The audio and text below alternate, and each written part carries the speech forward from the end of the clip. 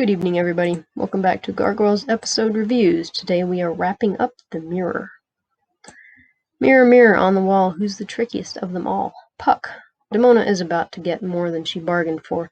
You'd think after 1,000 plus years of life, yeah, spoiler, she'd know better than to trust a fae. The rest of Manhattan is in for a surprise, too. It's up to Elisa and the clan, in whatever form they find themselves, to stop Demona's genocide attempts and free Puck so he can go back to doing whatever tricksy things he does. Need to catch up? No, just look in the mirror. Green light means gargoyles. Dope. There's a great scene of Goliath facepalming because Elisa's still trying to insist that she's always been a gargoyle. Goliath and Elisa are having a gliding lesson. She sees the humans below and freaks out. The magic makes her think they've been turned into humans. Puck and Demona are on the WTC tower using the satellite dish and radio antenna to amplify Puck's magic. Energy is energy, whether from science or sorcery. It's becoming obvious that Puck isn't going to kill humans or gargoyles. It's not clear if he even can. He says his power has limits. Does insta-killing fall under the ban? That is just creepy. Now he's just surrounded in green light and screaming. Green light away. Wow. Lights up the entire sky at night. You can see that blast from space, so it's no surprise the clan investigates. Hudson and Demona face off, but she ducks through the mirror. Through the mirror like it's a portal. She has to carry Puck, as he's unconscious, from the effort of magic. They appear outside a subway. I'm not sure how she knew where it would drop her out. Puck levitates them, despite being unconscious, down into the station. One problem. All the humans are now gargoyles. It's hilarious. They have human clothes on and they have no idea they changed. Demona is livid. Well, even more livid than usual. Puck just gave these miserable humans the gift of garghood. Okay, wait a minute, Demona. If you care about gargoyle kind so much, shouldn't you be happy the species numbers just exploded? Have Puck keep them like this. Turn the whole world into gargoyles. It's a win-win. No more humans and plenty of gargoyles. I mean, this is literally what she's been fighting for this whole time. The ends in this case don't justify the means for her, though. She only wants gargoyles who've been gargoyles forever. Let's not forget her need for vengeance against the humans. Even if they are gargoyles on the outside, they're humans on the inside. They don't deserve to be gargoyles anyway. Puny humans. Her reaction shows how far from logic and sanity she is. I'm really glad they gave her this moment because it does prove that she has just lost the plot. The trio follows Demona into the subway station. It's a treat for them. They're even hot girls who think they're attractive. There's 3 gargoyle girls winking at them. Fun but weird, says Lex. Well, he doesn't swing that way, so Brooklyn Broadway could happily ignore the weird. Yeah, I bet the girls are looking at him. All they're wearing is loincloths. Word for word. Demona escapes in the subway train. And she's just wearing a bikini, basically. But, this is New York. In an alley outside, she screams at Puck. He claims he's too tired to do any magic. Tricky he may be, but sometimes you can't fool crazy. Demona points out that he could become invisible in the subway despite being unconscious. Now she wants the gargoyles turned back into humans. Aw, poor Puck. He looks so pathetic. Puck replies he'll do exactly as she says.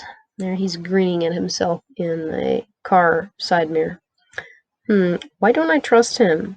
Is it that cunning smile? Is it the fact he's the Puck, Oberon's jester? His whole job is to misinterpret things and be witty. Goliath is hovering at the edge of a building as he talks to Elisa. Yeah, I'm not sure how he's hovering. I guess there is maybe a strong headwind. Then the magic hits, and he turns into a human. Welcome to humanity, Goliath. He plummets, forcing Elisa to use her new gliding skill. Luckily, she's the athletic type and a fast learner. I'd probably end up hitting the asphalt a few seconds after Goliath. After they recover from his near-death experience, Goliath exclaims that Elisa is back to normal.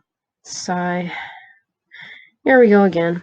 Puck did turn the gargoyles into humans. Demona didn't specify which gargoyles, so it's an easy mistake.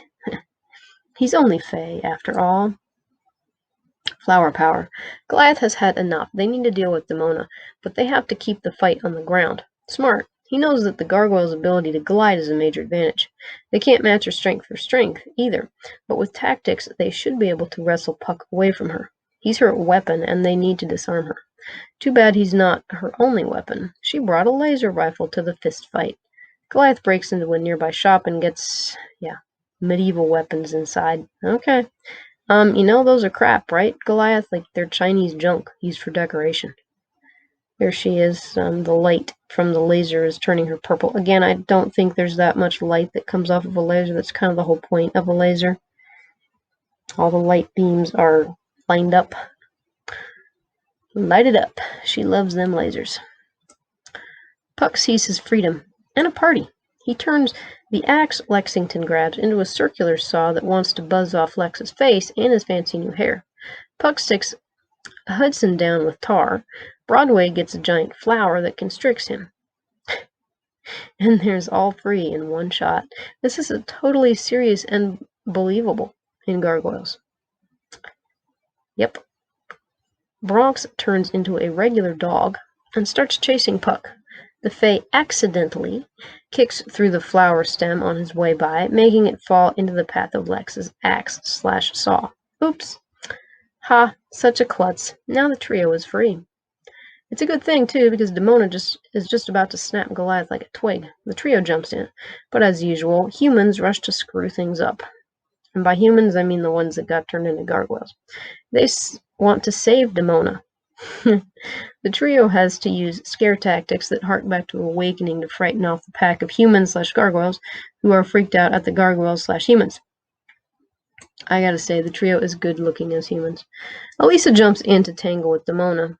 This is no cat fight. This is serious. At last, Elisa is protecting Goliath, and not the other way around. There they are, grappling. So much for being puny and useless. Demona is meeting her match. Goliath tries to help, but Demona throws him across the block. He smashes upside down into a store window. The window cracks. You better hope he turns into a gargoyle soon and gets to sleep off those broken ribs and vertebrae, lacerated spleen, and skull fracture. Well, maybe not a skull fracture. Looks like he did manage to tuck his chin. But he's got all the others. Demona breaks from Elisa to pursue Goliath, but Elisa is smart. She uses the laser rifle to drop a light fixture on Demona. Yeah, I couldn't actually just shoot her. Smoking hot. I don't know why the laser rifle's suddenly smoking. Hudson drops a garbage can over Puck. Demona ends up in chains. I'm not sure how. Back through the mirror and on top of the World Trade Center, the clan and Elisa order Puck to set things right. He's quite happy to. He just wants to be free again. This was fun and all, but he's tired and wants to go home for a nap. Oh, he's like a cat. Look at that expression. He's all pleading, yet ingratiating toward human Goliath there. Goliath looks pretty good as a human. 2020 moment. I hope Xantos didn't need his majordomo during all this. I don't think Owen can tell David what Puck does. I mean, maybe he can. I don't know. So it would have been some sort of code if David asked where his head of security was. Like maybe Owen just says, I wasn't myself. Okay, well, somebody write that fic. I think that'd be cool. Puck blasts everything back to normal. Nice how his power erases security footage and camera images. It's so handy that nobody came into the island and noticed at that time, right? Right? Also, good that they didn't have cell phones. 2020 moment. These mass transformations, be it in Cities of Stone or The Gathering, always beg the question, how do they keep these things quiet? That's a whole nother bit of magic that has to be done. Now free, Puck grabs Demona and zaps through to Tanya's mirror. Demona is through with Puck, but he's got plans for her. I am still surprised that they let him take her. He kind of ran off with her, but still, that they didn't do more to keep her separate. I don't know what you do with her, but still. Puck is not a poor guest, he says, so he'll leave a thank you gift for this night on the town. And Demona's looking pretty fed up with this whole situation, but Puck is still pretty enthusiastic. Oh boy, I want the gift receipt for that gift. A pissed off Puck is not someone you want working magic on you. Goliath and Elisa, who are back to normal now, have a moment. They still don't admit anything, but their bond has strengthened. There's only a slight regret that they're still different species, but such things must be, they know. Look at this scene. He's turned into stone. He's looking pretty dejected, and Elisa's looking rather sad too. So much emotion. It's beautiful. Only at sunrise does Demona learn of her gift's nature.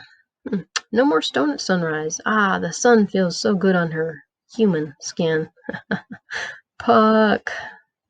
She's screaming at the mirror. According to Greg, the writers and actors had to take great care as they pronounced Puck's name clearly. I kid you not, this is why they argued if his name should be Goodfellow, vetoed because it's linked to Satan, which was news to me, or Puck. This is genius. Hats off to the writers. Too perfect. Talk about being careful what you wish for. This is karma coming back to kick her. She's the thing she hates the most. Somehow, I don't think this will give her much empathy for humans. It's just going to make her madder. She's also going to be madder at Puck. 2020 moment, and by extension, Owen. That's why she forced him to watch The Spell in City of Stone, you think? Possibly? I don't know. Final thoughts. I love this episode. It seems nutty at first, but Puck is such a tricky, lovable character that he makes it all logical, if you'll excuse the paradox. It'll be interesting to see what Demona does after this. Human in the day? Crap. That means she can blend with human society and wreak even more havoc. Thanks a lot, Puck. I wonder how long it'll take her to figure this out. Now, the children of Oberon came out of left field. I suppose I shouldn't be too surprised if we're dealing with Celtic myth and Shakespeare. This looks like a bag of worms waiting to wiggle all over the boat. Next week, we meet Draco Malfoy. Oh, wait, no, sorry. No such luck, it's Dracon. And some old gangsters. I mean old, as in they are aged. Not my favorite episode, but it has a twist, at least. Tune in for The Silver Falcon. I try to make it fun. What do you think of this ep? Remember to comment here or on the blog. Also, remember to like, share, subscribe, do all the things. Thank you so much for watching, and we will catch you in the next.